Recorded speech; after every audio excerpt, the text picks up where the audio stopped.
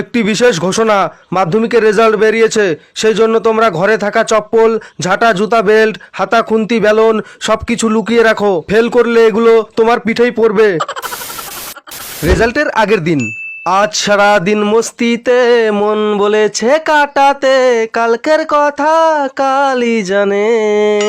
Fail করার পরে মা, আমি মাধ্যমিকে ফেল করে গেছে, মা আমাকে ক্ষমা করে দাও, মা আমাকে মেরো না প্লিজ, আমি সামনের বছর পাস করে যাবো, মা আমাকে ক্ষমা করে দাও।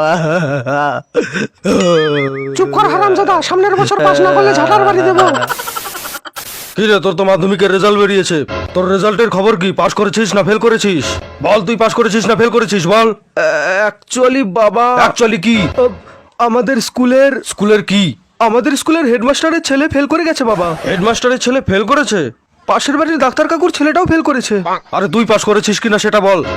পল্টুর বাবা ইঞ্জিনিয়ার, পল্টু এবার মাধ্যমিকে ফেল করেছে। আরে হারামজাদা, তুই পাস করেছিস কিনা সেটা বল। ডাক্তার ইঞ্জিনিয়ারের ছেলেরা যদি ফেল করতে পারে, তাহলে তুমি কোন হরিদাস পাল যে তোমার ছেলে পাস করবে? কি রে, তোর মাধ্যমিক রেজাল্টের খবর কি? একটা গুড নিউজ আছে আর একটা ব্যাড নিউজ। গুড নিউজটাই বলো। আমি মাধ্যমিক পরীক্ষায় পাশ করেছি। এবার ব্যাড নিউজটা বলো।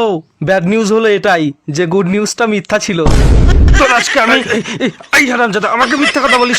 আমার সাথে এর কি হচ্ছে? বাবা, এটা তো শুধু মাধ্যমিকের রেজাল্ট, এইচআইভি টেস্টের রিপোর্ট তো আর না। কি বললি হারামজাদা? তোকে তো আজকে আমি মেরেই ফেলবো। কোথায় গেলি? দাঁড়া দাঁড়া। মাধ্যমিকের তো রেজাল্ট দিয়েছে। হ্যাঁ দিয়েছে। পাস করেছিস নাকি এবারেও ফেল করেছিস? একটা কথা কান খুলে শুনে রাখ, ফেল করলে আমাকে আর বাবা বলে ডাকবি না। তাহলে তুমিও আমার একটা কথা জেনে রাখো মদনলাল, যে তুমি আমার বাবা হওয়ার অধিকার হারিয়ে ফেলেছো। যখন তোমার বন্ধু পাস করে আর তুমি ফেল করো। আমি পাস করতে পারলাম না বাবা। আমি ফেল করেছি, তাতে যত না কষ্ট হচ্ছে, কিন্তু আমার বন্ধু পাস করেছে, তার জন্য আরো বেশি কষ্ট হচ্ছে।